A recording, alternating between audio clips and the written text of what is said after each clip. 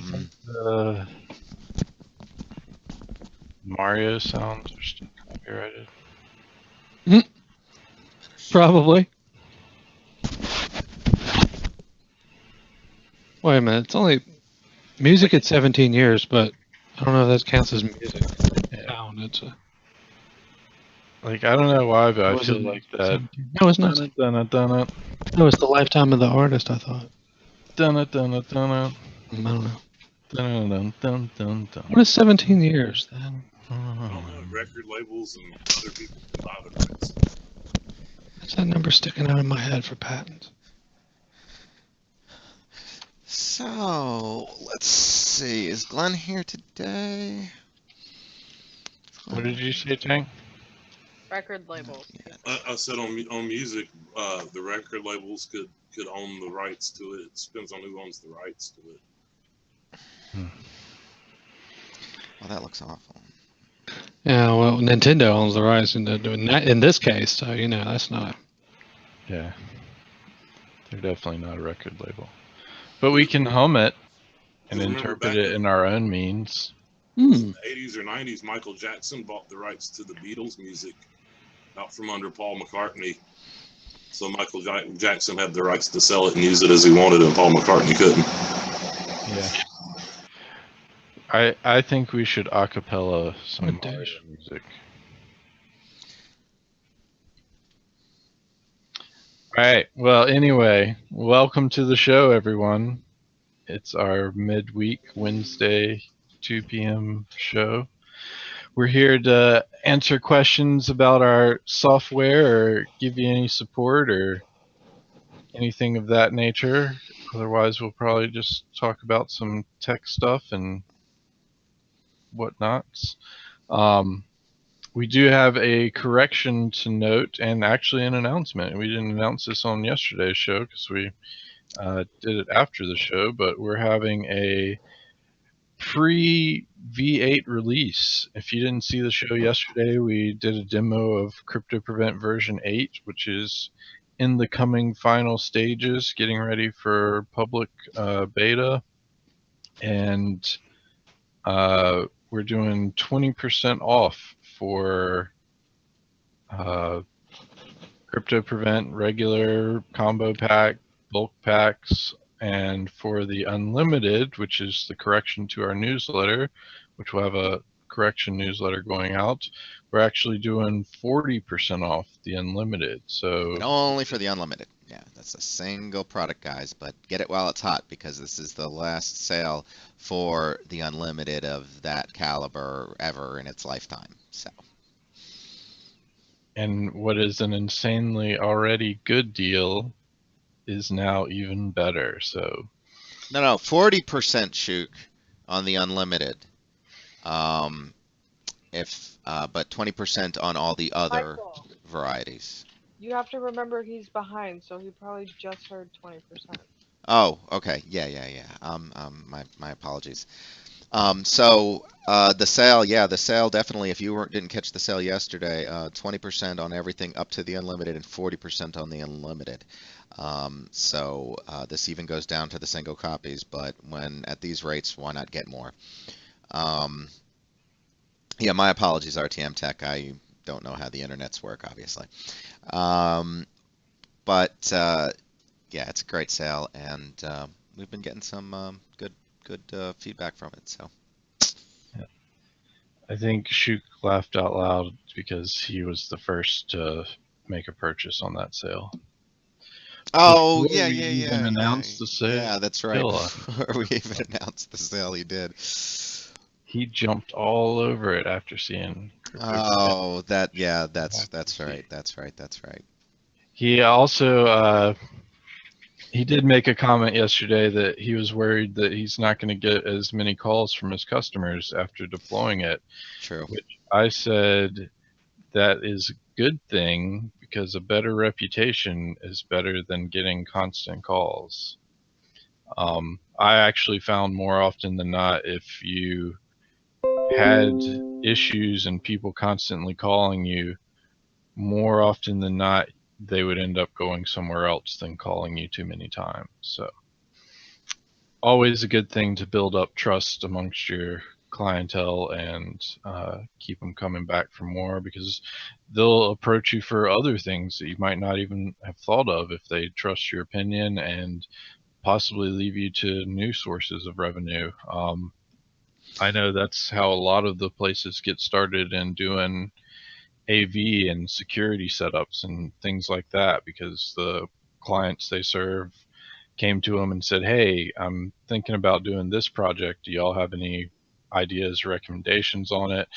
They said, let us look into it, researched it, and came back and said, yeah, we can actually do this for you. So, Well, but again, it's also something you just want to consider when you're, what you price it at.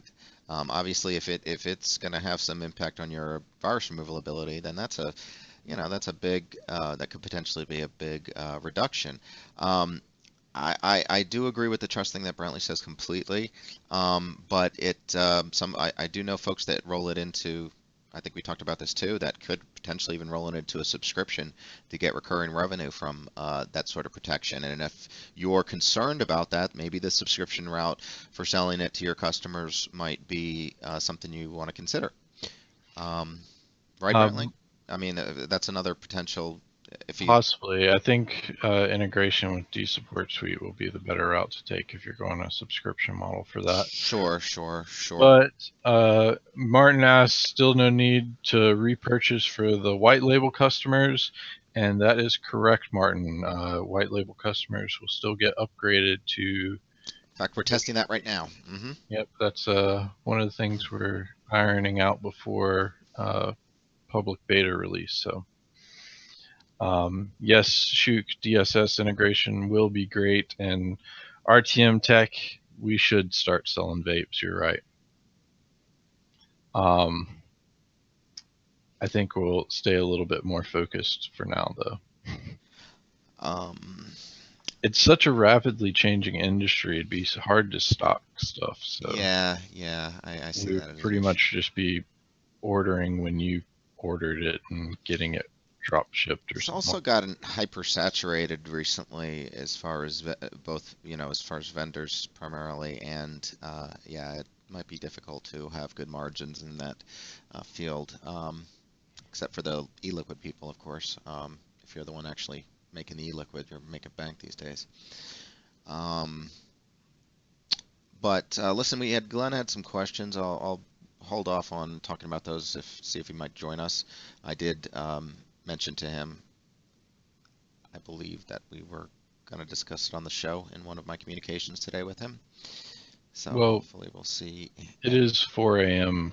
Glenn's time, so That's not John. Obviously gets up at least that early. So and he is. Yeah, I got it. Time zones. um, otherwise, You want to? RTM Tech had a PM to me in chat, and he had mentioned that 5G may be the next home broadband, and he pasted a very short URL. Appreciate that again. Oh yeah, I'd like to see that too. Hold on a second, I'll get it posted here.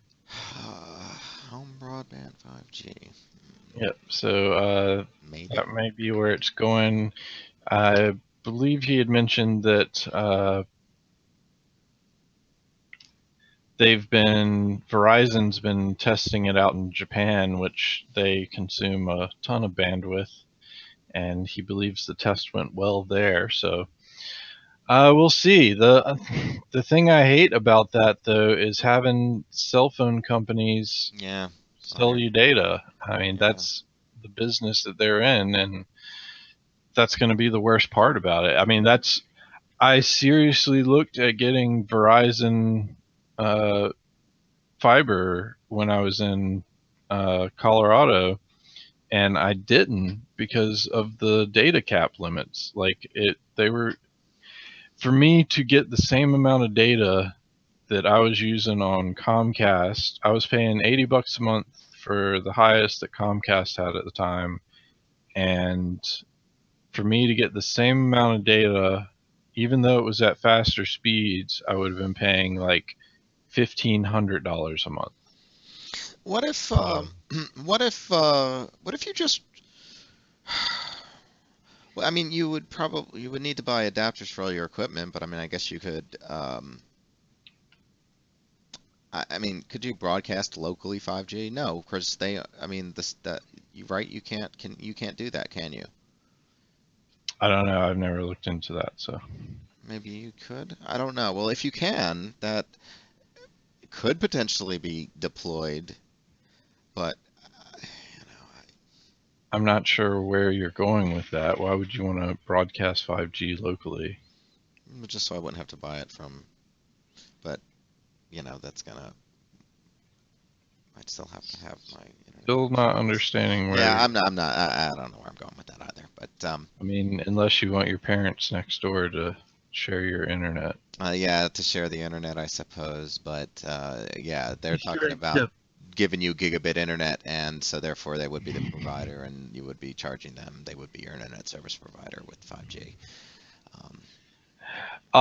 So they'd have 5G and regular wireless on their routers, I guess. You know, RTM Tech, for the Comcast side, and honestly for the Verizon side, they both offer extremely good service when it works. The part that they both kind of suck at is customer service. Their products that they're selling, I've always found work really well.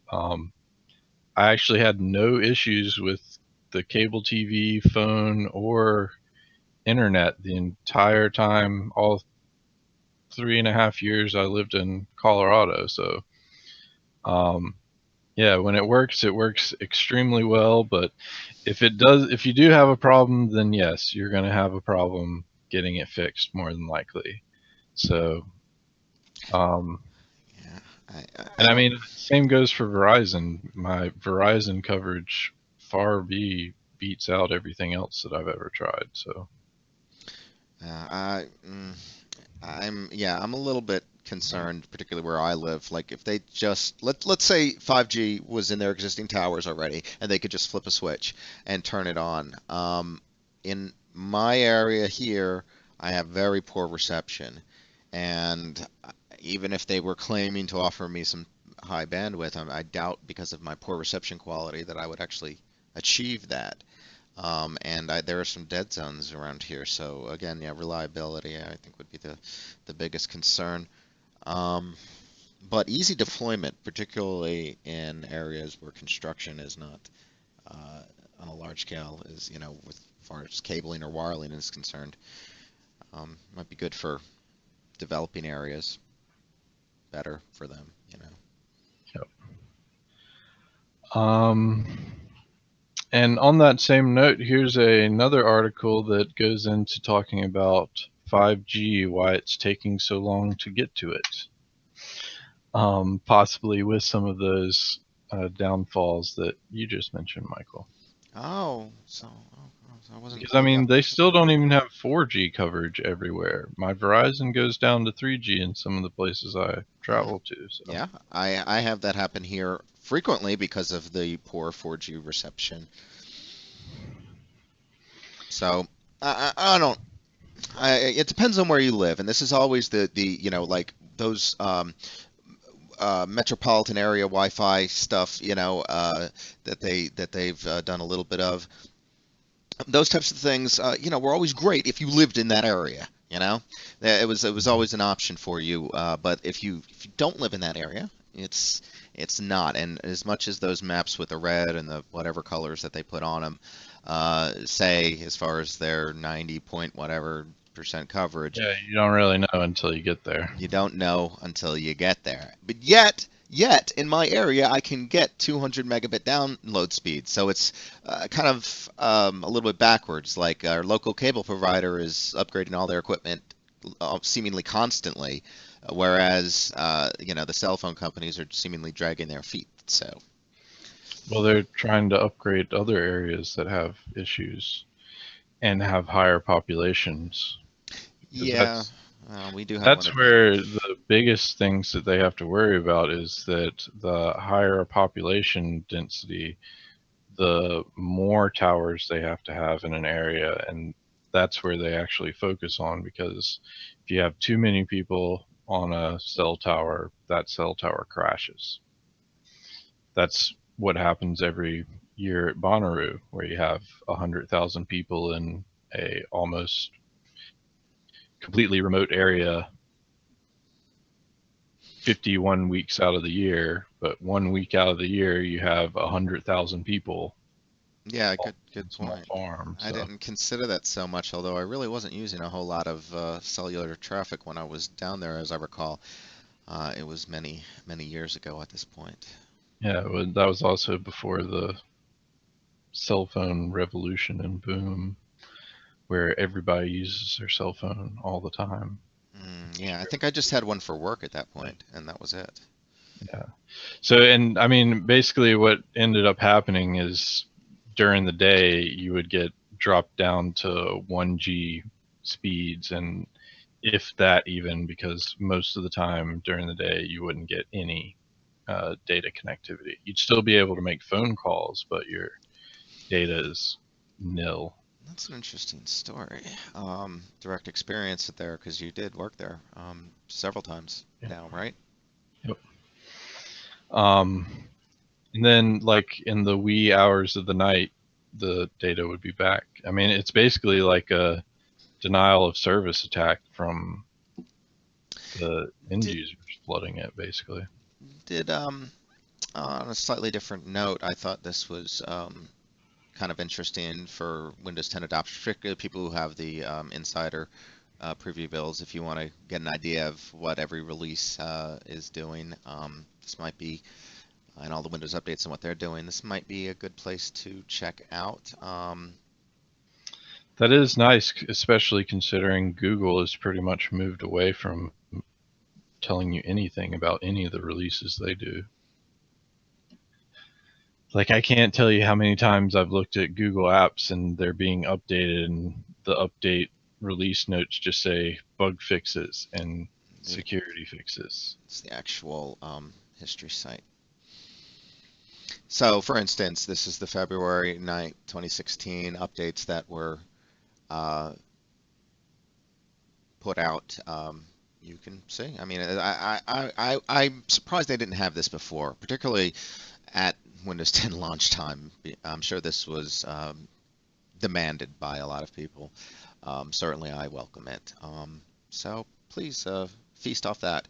It depends. I'm sure there might be issues with them keeping it up if they go to a super hyper update schedule, but hopefully they will. We'll see what the future holds for that.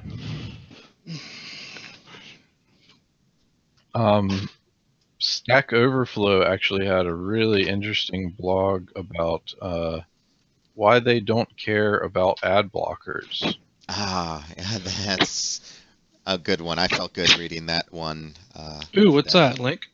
Yeah, I posted in the chat. The philosophies there. Basically, some of the key points to take away from it are they don't care about forcing ads, because if a user wants to block them, obviously they don't want to see ads, and if they don't want to see ads, why is that campaign Why are they wasting going to click on time? them? Yeah. Yeah, why is that campaign wasting the time trying to advertise to them? Because they're not going to click on them. It's If just going anything, it'll incite them otherwise. Yeah. to aggravate them. So Well, I'll take it a step further. When you're pushing a website like that, I understand why they're different. Like for us, and back in the day, I used to have Google AdSense or something on the website a long time ago, before it was on server even, and I yanked that stuff down one day because it was someone actually had to point it out to me. It didn't click, I guess, in my head, and someone actually had to point out to me, why are you driving traffic away from your website? I was like, oh yeah, okay, very good point. because I've got other things to do for my traffic, software and stuff. Yeah. So it's a really in-depth and interesting read, and I really wish a lot more advertisers would take that point on, because I mean, forcing ads down people's throats is only going to make it so that people block them more often. And I enjoy targeted ads, but then you have the privacy issues about how they're going about getting that information to target you. So, I mean, it really should be opt-in, and if not, if your content's worth it, you can go paywall, but you're gonna lose a lot of people going that route. So you'll win and lose both routes, I guess. Tim could also point out this other great site on antennas. So Michael, you may be interested in checking that one out. It goes into a lot about building antennas and some different things about it, plus a whole bunch. Hang on to that one for Glenn. Send that one to Glenn and tell him to tell us what's wrong with the article. Because I'm sure he's like seriously into that, right? The antenna stuff. Yeah. Yeah. I just wanted to. I thought I was talking a minute ago, and I was like, "Duh, I missed another opportunity." What? I wanted to tell you guys what I've been working on for the last 10, 11, 12, 22, 4, 4, 6, 7, 8, 9, 42 hours ish. Okay. CryptoPrevent filter mod testing. Awesome. So we're gonna have a 7 update? For the beta protection to bring it right. Yeah. Oh No, wow! that's gonna come wow. with version 8. So. So it's not going to be backported to 7. Oh, it can be done easily. Yeah, you can Actually, do it yeah. for 7. Okay. Can easily. Wow. That's The way I'm news. designing it, if it's done before 8's out, I'll deploy it as an update. If it's Well, done and tested before 8. listen, you know that. Although I doubt it. I don't even know if I can get it untested. The functionality is all there. It's completely untested with CryptoPrevent itself and CryptoPrevent settings and everything else. But I've been testing it with the same definition files in its own environment, just without CryptoPrevent being there, and everything like that is working great. And all of the functions that CryptoPrevent needs it to do are also there as well, with the exception of the email. I'm not going to add email sending support to it because that should be done by the log. That's what I would prefer. So if you. And I'm going to have to recheck the existing filter service. I told you before that this was already done, and you said no, it wasn't. And I was like, huh? So I looked at the code, and you're right. And what's happened was I think I coded the event service to monitor for a different event ID that would be produced by the filter module, but I did not actually. I was logging it in the filter module. I don't know why that wasn't working. I'll have to check for a bug there. But Yeah. well, anyway, it's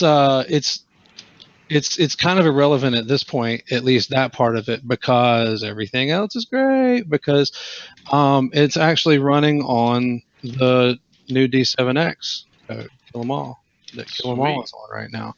It's on the same exact code base.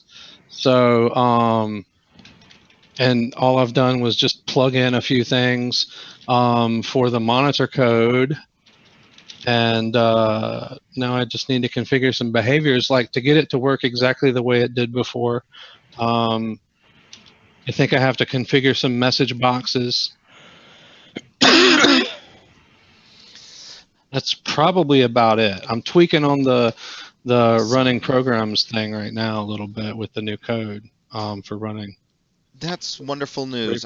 There are so many users out there who have expressed an interest in improved protection, and of course the only additional option was the beta, and many people, because of the limitation with the click-to-run technology, many people were not implementing that, Hmm. and and it was, I wasn't aware that it was we could work around it, and when you discovered that it was possible, um, that just opens up the possibilities for all of them. I'm going to have a heck of a time contacting all of those customers. There's quite a few of them, but I want to make sure. Well, they'll get the upgrade automatically. So if it's put out there, so regardless, they will receive that. But they would have to enable it. I mean, do you think it's safe to enable for everyone? I mean, that Well, would like be I a said, that's one of question. those we need to do some testing Yeah. things. So like it will probably stay beta as long Okay, as V7 is around. gotcha, If it's out gotcha. when V7 is still out, it'll be beta still Okay, probably. It will okay. not.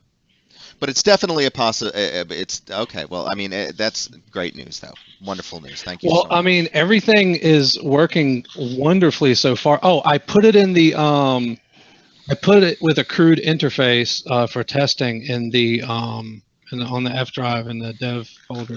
Oh, cool. It's something like CryptoPrevent PF tests zip file.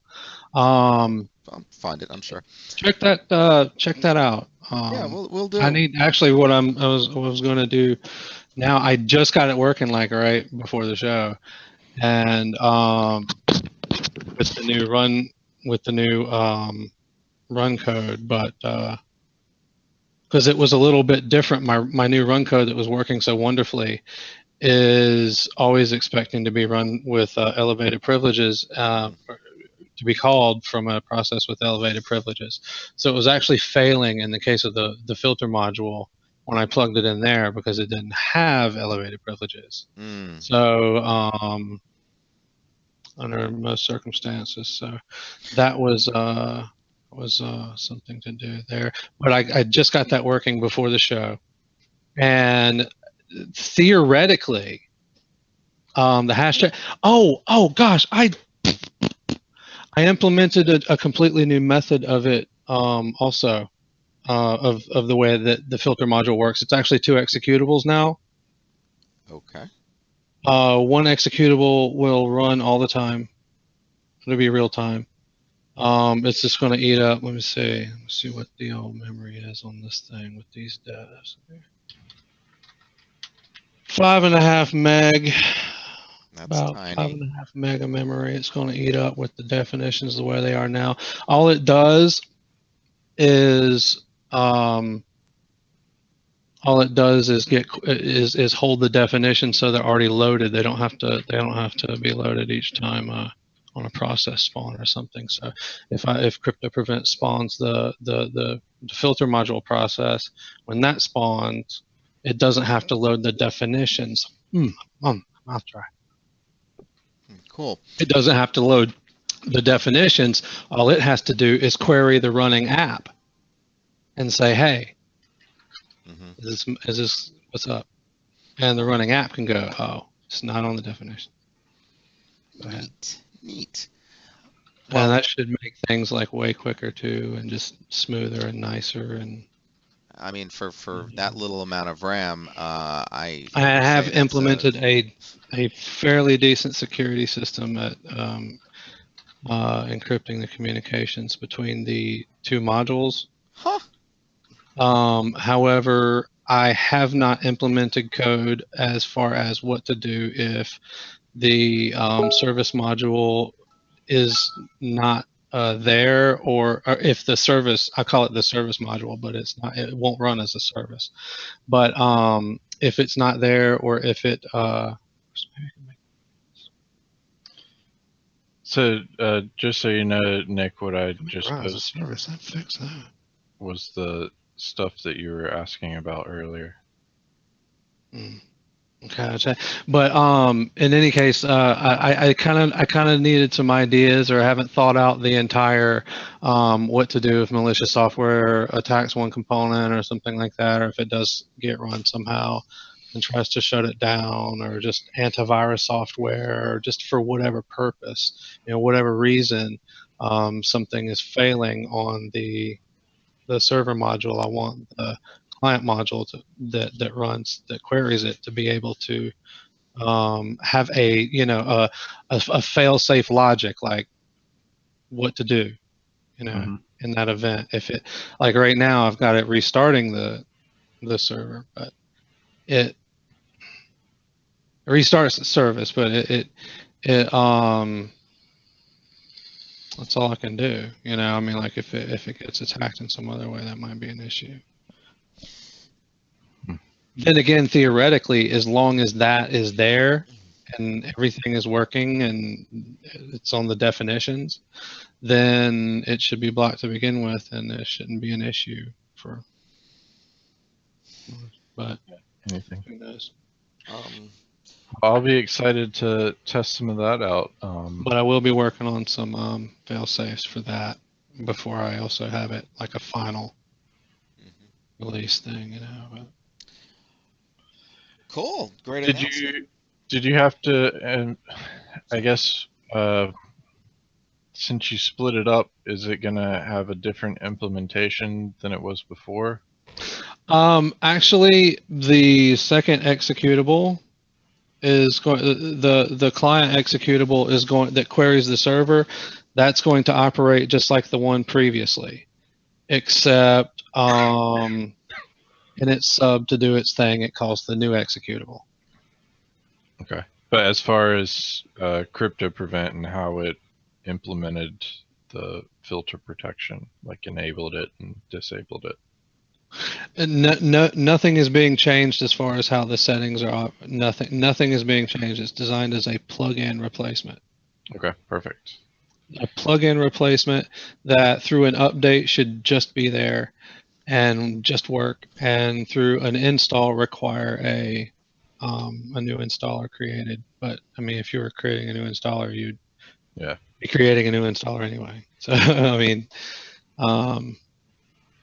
sweet. Well, I am very excited about that. I was hoping that you would be able to work on that some. So yeah, man. And actually, I just gave myself the idea of running it as a service that just doesn't let you stop it.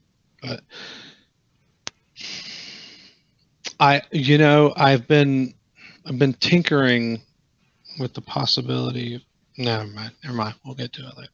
yeah, well, we should talk more about the service stuff because I might have it so that you can incorporate it with the service stuff that I have already too. So. You can have your service periodically check if mine is running. I mean, for one thing, but yeah, that's pretty much what mine. Oh, and I did want you, of course, to update your thing for the new event IDs that I'll be using. Yep. With the existing rollout, I can configure it to use the ones that it's supposed to. However, I'm not, like, again, I'm not certain if the existing event service is configured to test for those. Mike can update that too. I don't know. Shouldn't be an issue, but if it's shouldn't be a big issue at all. But yeah. But the new event IDs, I did implement several new event IDs, different ones. Okay. Well, that's not that hard to add on. So sweet. Cool. Well, on that note, I do want to mention this article that I came across last night. And you can do the sending of course, and you're doing the sending of the email through the service. I'm sorry for going back to this again. Also, I wanted to talk to you about a quarantine process, however the folder watch is set up to plug into that quarantine system, have that capability, or to just be able to signal you to do it in some way. Okay. Yeah, that won't be hard at all either. Cool. Okay. Fine, Michael, go ahead. No, Michael, actually, this one relates more to what we were just talking. Okay. All right, go ahead. I'll come back to it then. So this one is rather interesting, especially on what Nick was talking about, trying to protect your protection software. There is a modular malware that can hide from currently 24 different security apps, and it is T9000, and it's called an advanced new malware, and basically it's From what this article says, it's targeting Word and Office style documents, and it's actually looking more for when you plug in a removable drive, it searches that drive and then attacks documents that way.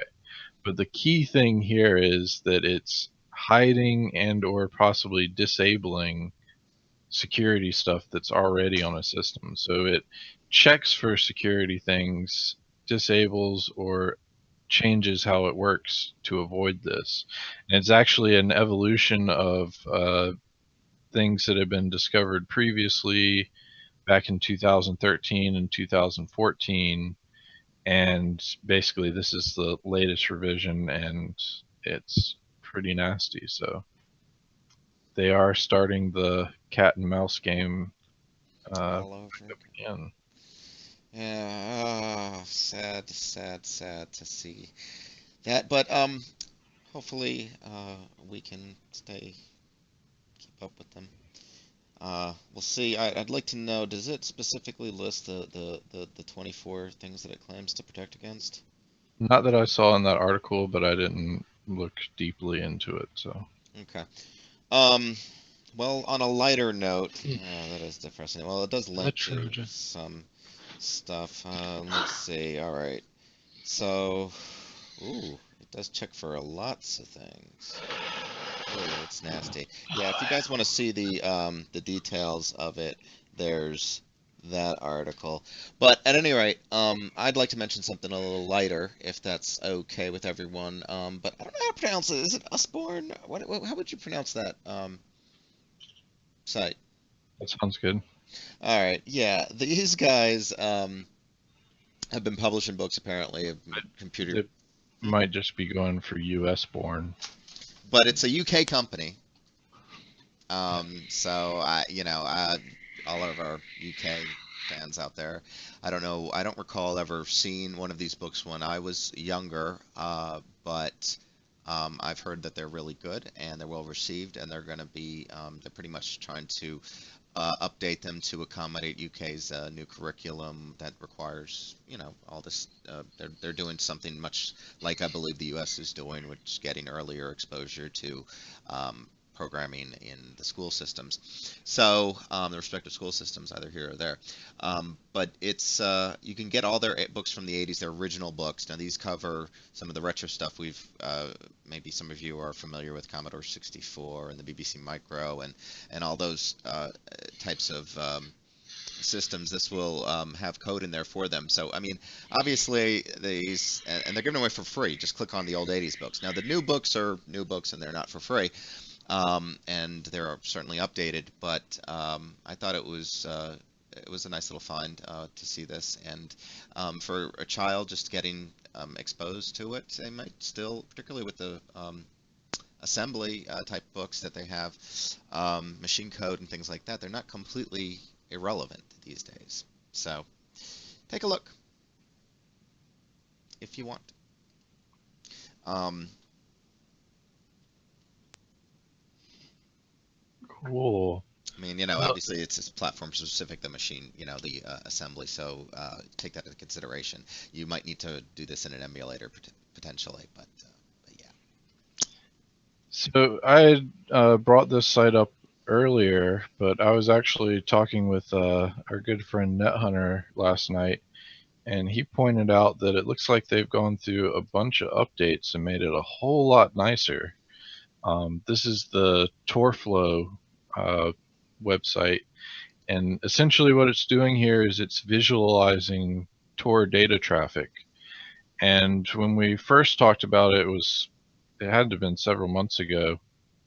They've added a lot more refined detail, so you can see the particles and streams and packets going a lot more clearer. You can zoom in a lot better and see specific locations and check stuff out a lot more. So it's a super mesmerizing site just to watch the packets flow. So plus it's extremely interesting to see how It's informative to see, horrified Europe is.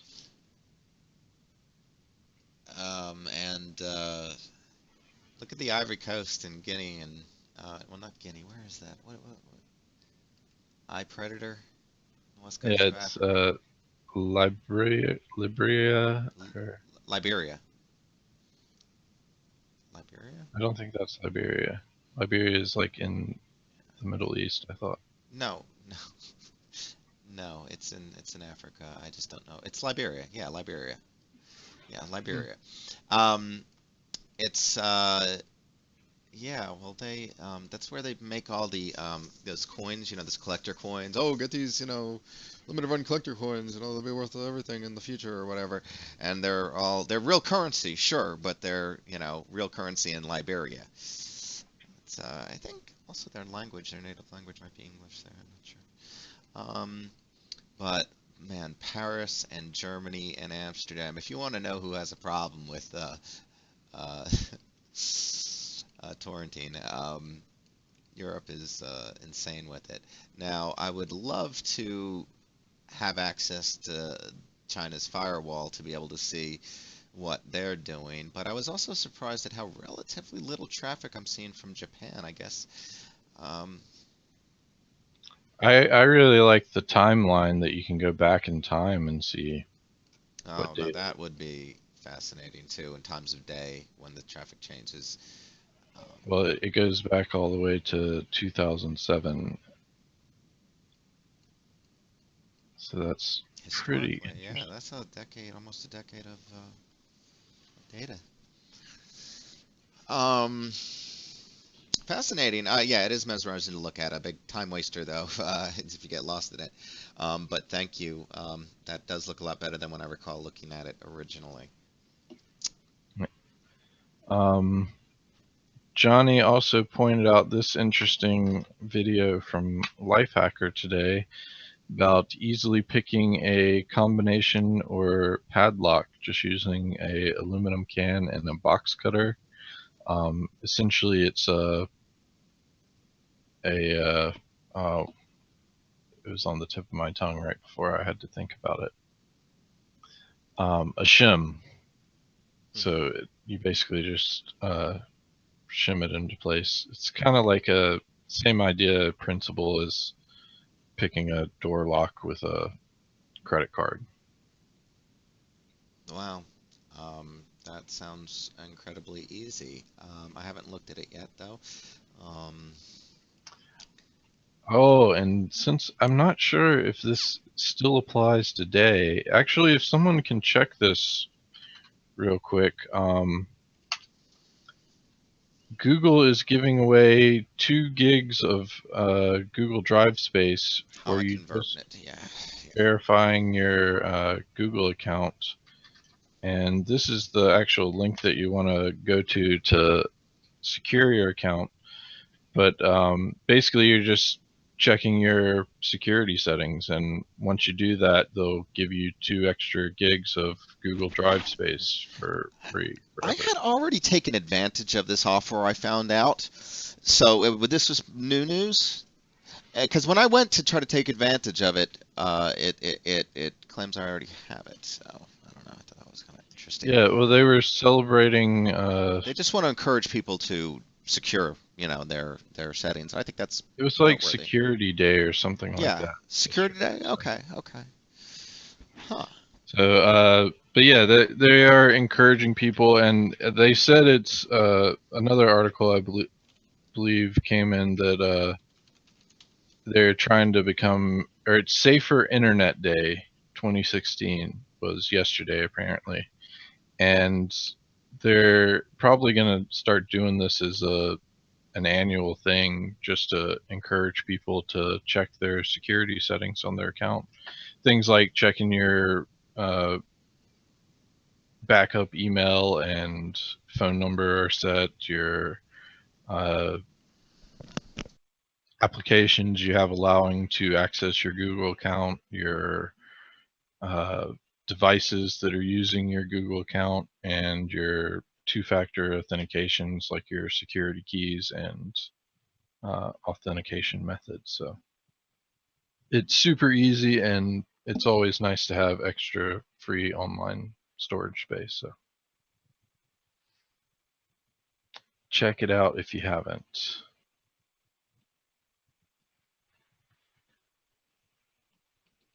Well, the last thing I have to talk about, and this is something that interests Michael, I believe, is the Skylake processor news. Michael, do you want to try re-saying that, even though you messed up saying who was doing it and why this morning when you talked about it? You're muted. Skylake? Skylake? Yep. Is that what you're referring to? Yeah, post the link. What are you talking about? I don't have the link. You know what I'm talking about. Oh, yeah. So, basically, okay, so yeah. Intel, basically is strong arming motherboard manufacturers. So, a couple of months ago, or maybe a month ago, I think, or a few weeks ago, motherboard manufacturers announced that they were able to put out BIOS updates that would allow non-K, non-unlocked, multiplier unlocked CPUs from Intel, the Skylake generation, the most newest recent generation, to be overclocked, and they would revert back to front side bus, not front side bus. I'm sorry, it's not front side bus anymore, but effectively the reference clock overclocking, the B clock, base clock. Um, it's at 100 megahertz, and it typically in the past could be altered only minimally without crashing because there was too many dependencies. But in Skylake, they've removed the architecture itself, removed those interdependencies, and it created a lot more clock domains within the chip itself. Using that, you can't use your integrated Intel graphics. Yes, there was a side effect of this process, and I don't know, but that's I guess Intel was trying to use that method to lock it down, but they found motherboard manufacturers found that that the only side effect to doing this, because the internal graphics are too closely based on that B clock, they have to disable it when they go this route, but that doesn't affect most people, desktop users, gamers certainly out there. They will have their own graphics card solution, not integrated onto the chip. And if everyone knows too, for overclocking, if you have the graphics running on the chip, you're limiting your headroom for overclocking considerably. It's a lot more silicon that and Intel doesn't like you to overclock basically. So anyway, ASRock, as I recall, was one of the first ones to come out with a new BIOS to do that, and apparently very quietly after Intel approached all the motherboard manufacturers, they got them, I don't know, they all got stern letters apparently from Intel, and as a result, ASRock turned around and undid basically their removed that feature quietly, of course, because they had promised it, and they're probably never going to make mention of it again. I thought this was not a good response by Intel. I thought that this situation has come up before, and overclockers are still a minority amongst everyone out there, and of course, this probably doesn't affect any mobile chips that they sell, and all sorts of other mitigating factors for Intel. But for them to be able to just, breathe and say one thing and have all those motherboard manufacturers fall in line is a little bit concerning. Asus, I haven't heard of them caving into this yet, and I think since I think most of us are big fans of theirs and their motherboards, I'd be interested to see if and they're one of the bigger ones too, I'd be interested to see if they fall to Intel's wrath as well. I want to put a link up for this to corroborate it, but I forget what I did with it. While you look for that, I'll go ahead and say what you don't want to say, is that it's not a big loss for you people on the Skylake, because it's just going to make your processor run hot, even with water cooling, and you're not going to be able to overclock it that much anyway. I don't know where he's coming up. There was a recent, almost a record, not quite a record, because they've apparently reached over 8, almost 9 gigahertz, I think, on some AMD chips, but with liquid nitrogen. But they certainly got above 7 gigahertz with Skylake, so it certainly has quite a bit of headroom. Now, again, that's with exotic cooling and not with traditional cooling. But I thought that was. Yep, because they run extremely hot. This is not true. and you're not going to get as fast as some of the older generations like the 377K. There was a Raspbian update, by the way, for all our Pi lovers out there. They're adding OpenGL support finally and OpenGL acceleration to X Windows, the X Windows environment they have there. So that will be awesome. You'll actually get to do some productivity things now with the desktop as opposed to just using the Pi as some sort of server. That is one of the things they posted in the article, RMT Tech, is that it pretty much is that Intel doesn't want to deal with the hassle of trying to support chips that have been overclocked, because you can have a lot of bad side effects from it, especially with Skylake being such a hot running processor. I don't know what Brantley's You'll thing get is a against lot of Skylake, but issues with it. So they do charge almost an average of 10% premium to get the unlocked version. So you are going to pay more for your super hot yet slow processor. excuse me, they're going to charge. Whoa, whoa, whoa. Are you implying they're going to charge? Okay, I mean, that has happened in the past. Processors that were notoriously good overclockers, they would see a flood of sales of those, and Intel had, the demand would outstrip Intel's supply, and they would, that would No, I was just keep the saying in price high. general that the K versions sell for a higher price, Of course, because Intel wants to even if profit the from your chip ability to overclock. even if the chip runs hot and Oh, doesn't run this fast okay. That the whole run. This. I'm overclock. tired of you. You sound like a broken record, apparently. Okay. I can't find the. And I'm upset about this. I can't remember where I read that link about Azra caving. Let me. I gotta be able to find it. Azra.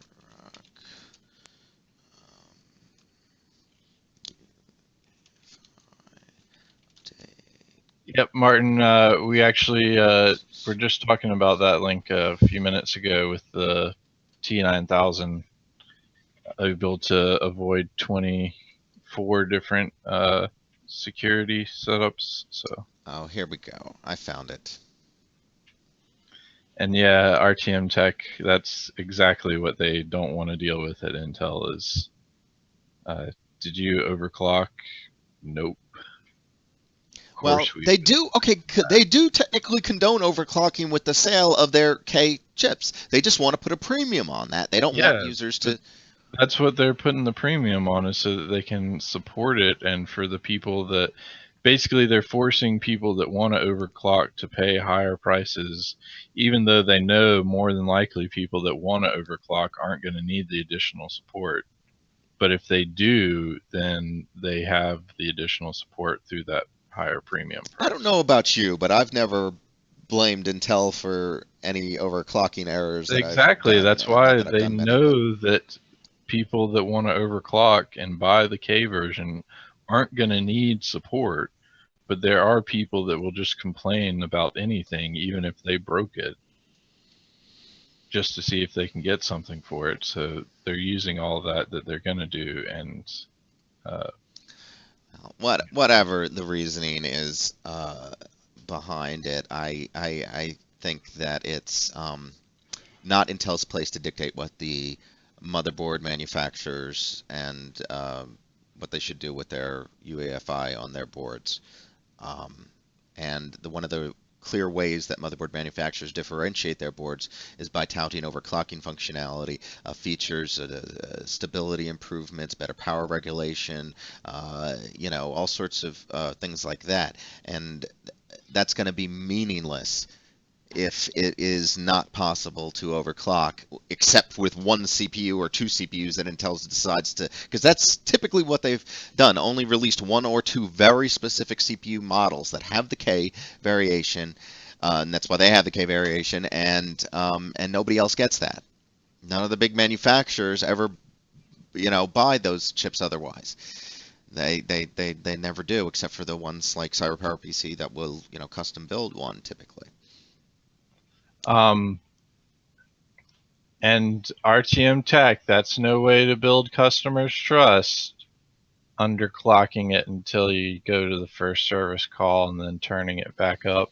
Oh, yeah. It's just tisk. Yeah, he should have named himself RTFM Tech. Um,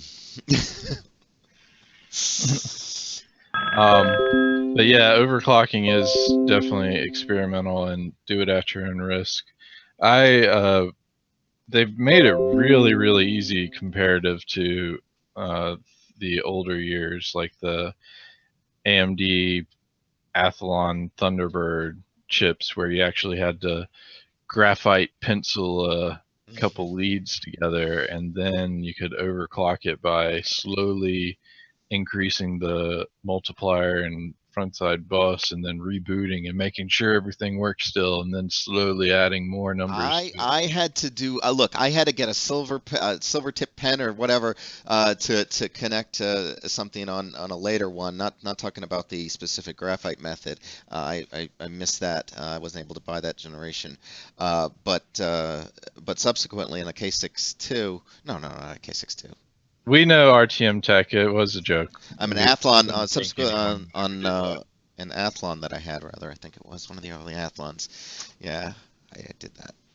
But it is a lot easier. Like to overclock mine 64. right now, I just had the K version, and MSI has an overclocking feature in their motherboard, and it just overclocks and tests everything for you and underclocks it if it needs to, A and lot of overclocks manufacturers have that feature these fixes it. days. So One button super overclock. They even have buttons on the motherboard itself that will initiate that functionality.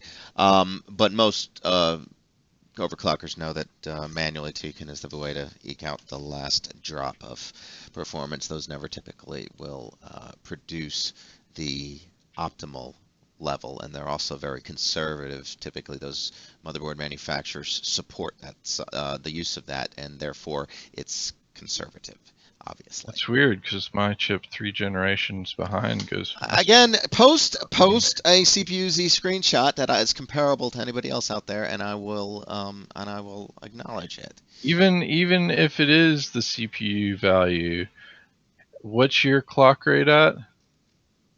Your base For clock. Your base clock. the B clock is 100 megahertz. No, your base. What's Okay, the yeah, it's advertised? The right now. advertised. Whenever all my cores are active, like No. A What's cores. the advertised when you bought the processor? Oh, What the did they say? advertised speed 4 gigahertz. 4 gigahertz, and The you've only advertised overclocked it to what? 4.5 currently. I think Okay, so 4.7 is within reach, but mine was 3.5, and it's running at 5 gigahertz. again, I'd like to see a screenshot to But prove that. even if CPU-Z says it's running at 4.2 gigahertz, that's still 700 megahertz versus your 500 megahertz.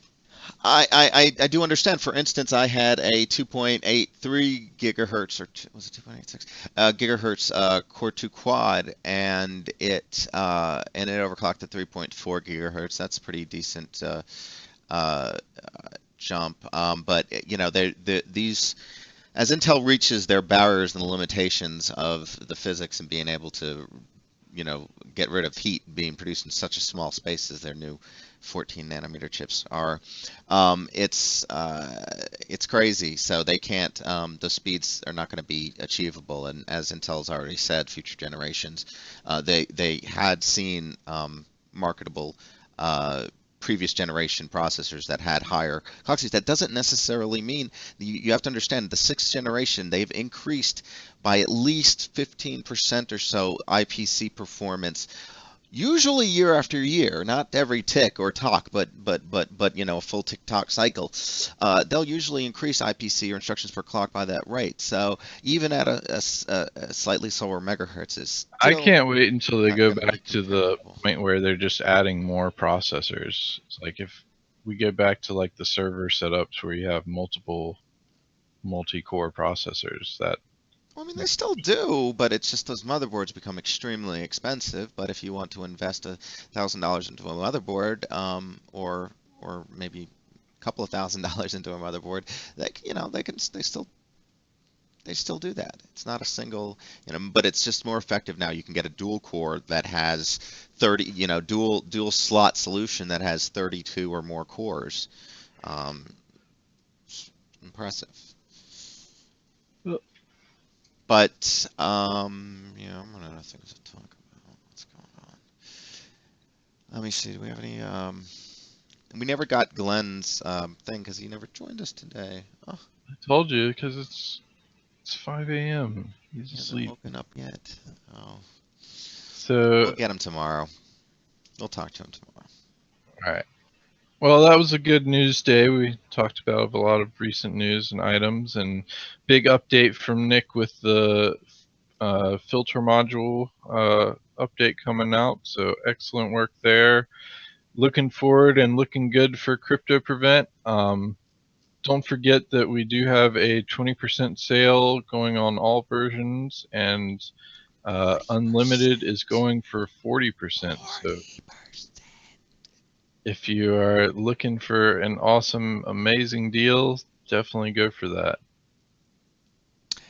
Yeah, no, we but running, a dozen virtual machines typically is stressing our processors enough that we could always use more power running, even if we had chips right now running at 10 gigahertz with 128 cores.